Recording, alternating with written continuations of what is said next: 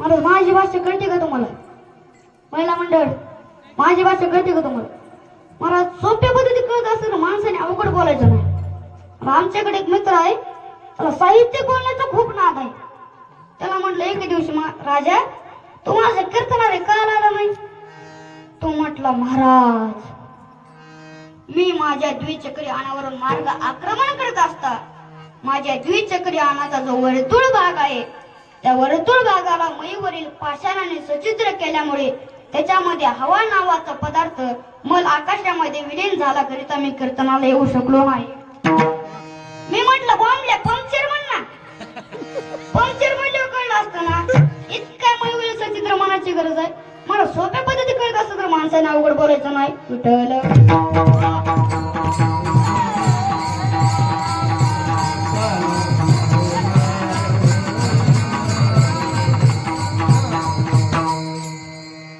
काही साधक मंडळी तुकोबाराकडे आली. तुकोबारा म्हटलं, महाराज तुम्ही इतकं भजन करता, कीर्तन करता, तुम्हाला देव भेटतो का? महाराज तुम्हाला सांगतो, आम्ही देव भेटण्यासाठी टाळ पकवाजू ना वाजवीत नाही. मी सांगतो, एकदा भजन करा विठ्ठल.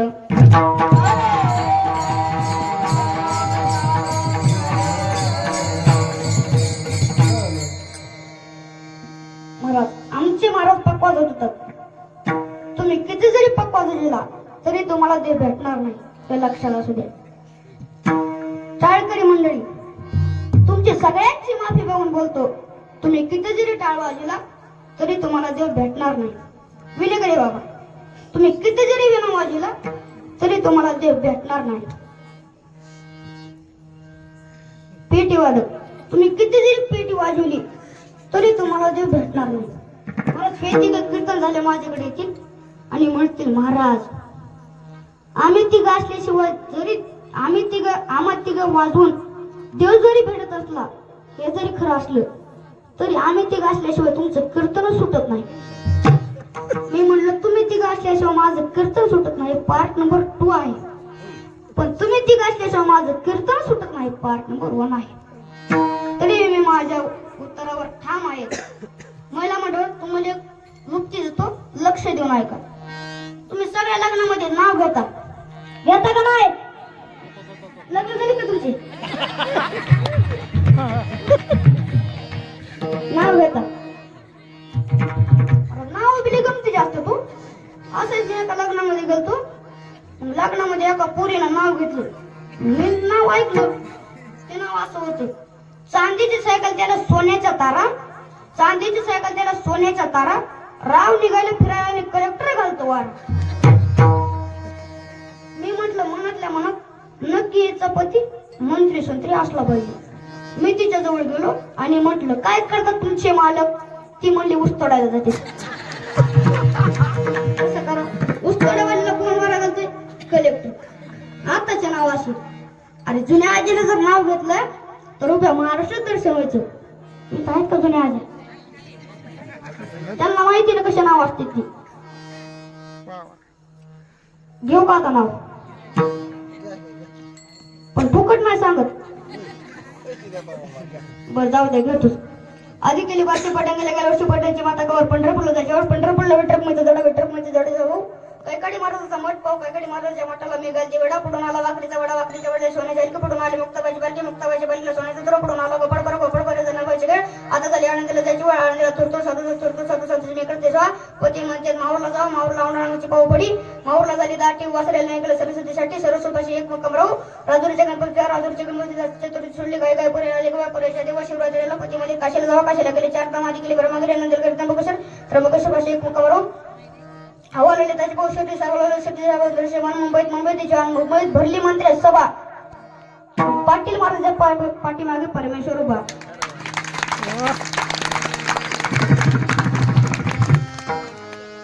अशीच एक मला अशी किती नाव पाठत? 31 नाव पाठत.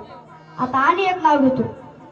एक आजी वाळवंटात उभारून पांढरकडे पाहत म्हणाली, येत होते जात होते खिडकीमधून पाहत होते खिडकीला 3 तार वाढते त्याला गुंगर बारा पान खाते तेरा घाम येतो जरा तिकडून आला व्यापारी त्याने दिली सुपारी ते वाण्याला अंडा ते पाण्याला पाण्याच्या आड्याचा वाड्या बांधते भिंगाचा वाड्यात वाडे 7 वाडे वाड्यात होता पलंगावर उशीवर बशीवर कपाला घराला भिंतीवरती होती घड्याळ तिच्यात वाजला एक मी पांडुरंगाचं नाव घेते मी नानोबा तुकोबा चिलेक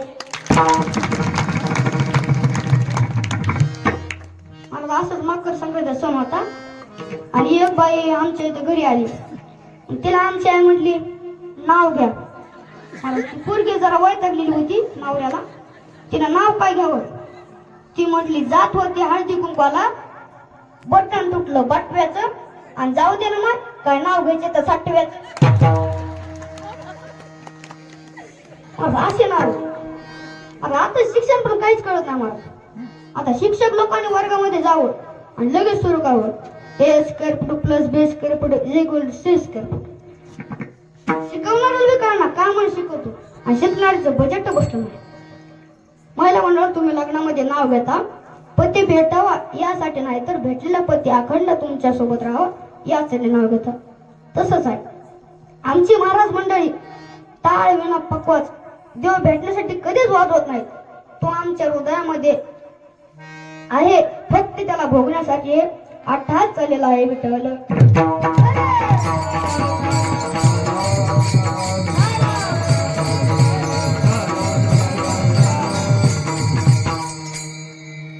काय मंडळी तुकोबारायकडे आली आणि तुकोबारायला म्हटली महाराज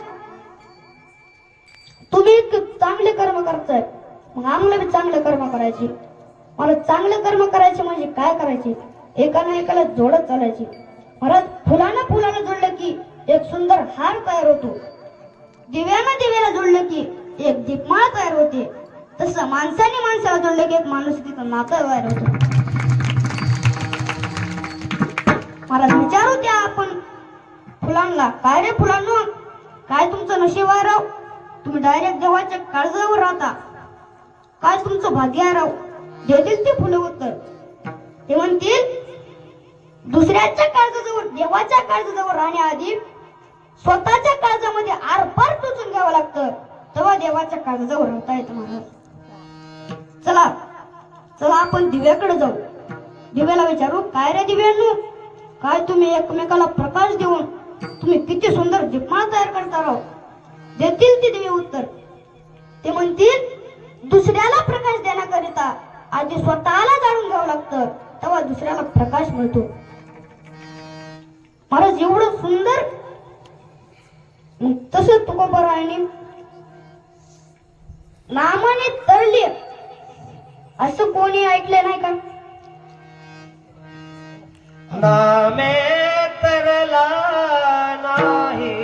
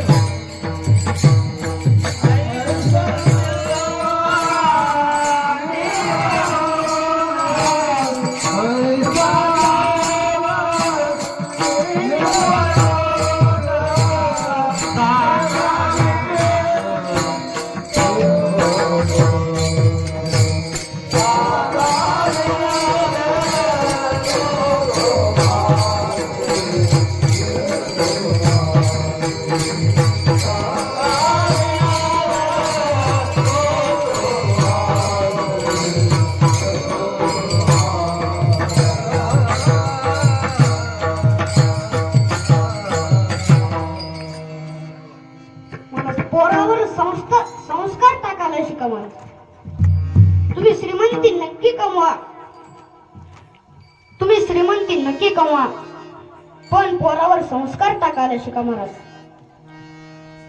पोरग महाराज, आम्ही जाता इथं नसतात, आम्हाला जर आमच्या आई वडिलांना संस्कार टाकले नसतं तर आम्ही आता सामान्य गावातल्या पोरासारखं व्यसन केलं असतं.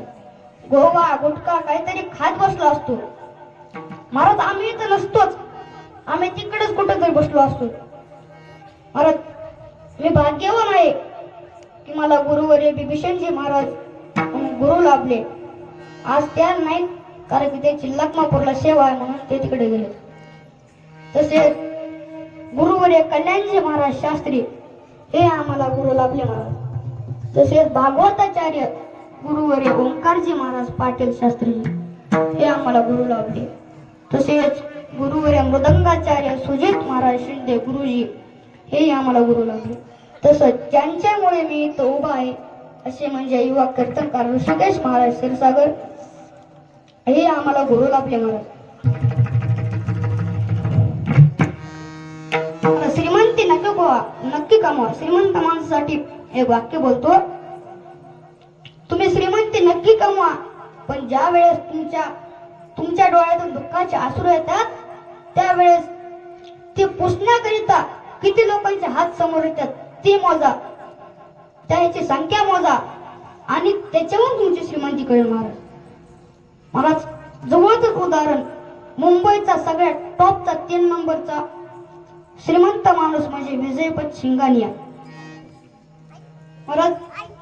12,500 करोड प्रॉपर्टी डोळे झाकून पोरांच्या नावावर केली महाराज. त्याच पोराने त्या विजयपत शिंगाण्याला कमरात लाथा घालून घराच्या बाहेर काढलं महाराज. हे घडलेली आताची गोष्ट आहे. श्रीमंती नक्की कमावून पोरावर संस्कार टाकायला शिका महाराज. अरे बाप काय असतो, बाप. अरे सचिन तेंडुलकर 12.5 फूटच्या पिचवर इकडून तिकडे दोनदा पळाला तर आपले पोरं उठून उभा राहून टाळ्या वाजवतात महाराज. पण आपला बाप आपल्या जीवनाची शिदोरी करण्यासाठी 5.5 एकरावर ह्या बांधावरून त्या बांधावर बिना फाटक्या बनलेलं अनवाणीत चपलानं पायानं इकडून तिकडं या बांधावरून त्या बांधावर गेला तर तुम्ही कधी टाळी वाजवली नाही महाराज. अरे दुसऱ्याच्या बांधावर गेलेला 4 पायाचा बैल एकदा बापानं हाक मारली की गरगन मागे फिरतो, पण आज पोटच्या पोराला 100 हाका मारल्या तरी माग वळून पाहत नाही महाराज. हे आपल्या देशाची शोकांती काय महाराज. काय असतो बाप महाराज, जो येईल तो आईचंच महत्व सांगतो. पत्रकारांना सुद्धा आईचंच महत्व सांगितलं, चित्रकारांना सुद्धा आईचंच महत्व सांगितलं महाराज. जो येईल तो आईचंच महत्व सांगतो, पण माझा बाप पडद्या मागचा कलाकार म्हणून राहिला महाराज. बापाची कोणाला जाणीवच कळत नाही महाराज. बाप पडत असतो महाराज. सगळ्यात जास्त मला म्हणतो तुमच्यावर जास्त बापाचा प्रेम असतो महाराज. तुमचं लग्न ठरू द्या, मंगलाष्टिका चालू आहेत महाराज. मंगलाष्टिका एक मंगलाष्टिका होत आहे, मंगलाष्टिका चालू आहेत महाराज. तो बाप सगळ्याच्या पुढं करून सांगत असतो, दादा आपल्या ताईचं लग्न आहे, आपल्या ताईचं लग्न धूमधडाक्यात झालं पाहिजे दादा, आणि जेवण केल्याशिवाय कोणी जायचं नाही दादा. सगळ्यांच्या पुढं करून सांगत असतो महाराज. तो असतो बाप महाराज. त्या दिवशी त्या मंडपामध्ये सगळे नटलेले असतात महाराज. त्या मुलीची आई नटलेली असते, त्या मुलीचा भाऊ नटलेला असतो, त्या मुलीची बहीण कलवरी म्हणून नटलेली असते. पण त्या मंडपामध्ये एकच व्यक्ती अशी असती, नवीन कपडे जरी घातले ना महाराज त्याच्यावर मळलेले डाग असतात महाराज. तो म्हणजे बाप असतो महाराज, मुलीचा बाप असतो महाराज. पळत असतो, चटाया उचलत असतो, बँडवालेला डीजे वालेला सगळ्याला पुढं करून सांगत असतो, दादा आपल्या ताईचं लग्न धूमधडाक्यात झालं पाहिजे दादा, दादा काही कम पडू द्यायचं नाही दादा, आणि तुम्ही जेवण केल्याशिवाय जायचं नाही मला दादा. महाराज बाप कधी रडला नाही, आपला बाप कधी रडत नाही, आपला बाप कधी रडला नाही महाराज. त्याचा एकुलता एक मुलगा मरू द्या तरी सुद्धा बाप रडत नाही.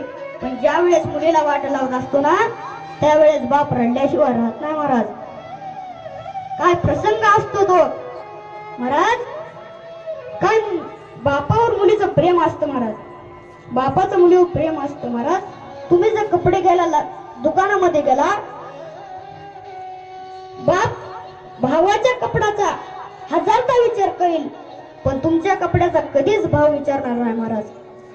महाराज लग्न झाल्यावर आपल्याकडे कार्यक्रम असतो महाराज, मुलीला वाटा लावण्याचा. महाराज काय प्रसंग असतो, सगळं गाव एकत्र जमा होतं महाराज. ती मुलगी सगळ्यांच्या गळ्याला भिरगवून रडत असते महाराज. पहिल्यांदा भावाच्या गळ्याला पडते आणि म्हणते, दादा आपल्या बापानं काय कमी केलं रे दादा, आपल्या बापाने काय कमी केलं दादा. 100 रुपयाची चप्पल मागितली तर 500 रुपयाची चप्पल दिली दादा. 500 रुपयाचा ड्रेस मागितला तर 1000 रुपयाचा ड्रेस घेऊन दिला दादा. माझ्या बापाला कधी उलट बोलू नकोस बाबा. दादा माझ्या बापाला कधी माघारी बोलू नकोस बाबा, त्यांचं सगळं काम ऐक दादा. असं म्हणत ती दुसऱ्यांदा आईच्या गळ्याला पडते महाराज. आईच्या गळ्याला पडते आणि म्हणते, आई माझ्या बाबाची काळजी घे. काय कमी पडू दिले का तुला त्यानं, काय कमी पडू दिलं. तुझं आता तुझं कपाट उघड तर तुला नव्या 25 साड्या मिळतील, पण माझ्या बापाचं जर कपाट उघडलीस ना तर 1 शर्ट 2 शर्ट आणि 1 पॅन्टच मिळणार. काय कमी पडू दिले का महाराज. शेवटला ती ताईच्या गळ्याला पडते, बहिणीच्या गळ्याला पडते. ताई माझ्या बापाला कधी उलट बोलू नकोस. ताई माझ्या बापाचं सगळं काम ऐक. शेवटला महाराज ती बापाच्या गळ्याला पडते आणि म्हणते, बाबा तुमच्या कोपऱ्यातली चिमणी उडून जाते बाबा, तुम्ही लक्ष ठेवा बाबा. लहानपणीपासून तुम्हाला गोळ्या देत आले, तुमची काळजी घेत आले बाबा. तुमच्या लक्षात राहायचं नाही, तुमची दुपारची शुगरची गोळी आहे ना ती वेळेवर खात जा बाबा. तुमची लहानपणीपासून मी तुमची काळजी घेतली बाबा. बाबा आता मी चालले बाबा, चालले. महाराज तू बाप रडत असतो महाराज. ती ताई म्हणत असते, बाबा तुमच्या कोपऱ्यातली चिमणी जाते बाबा आता. बाबा वेळेवर गोळ्या खात जा, वेळेवर जेवण करत जा बाबा.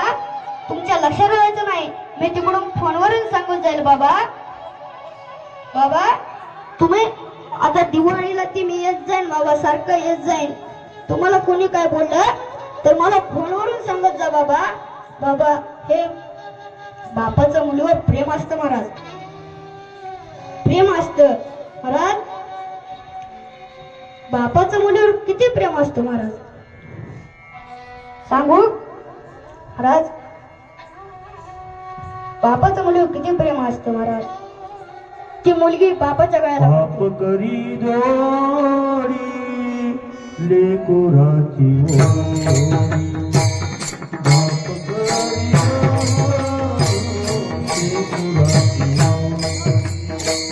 बाप करी जोडी लेकुराची ओढी. बाप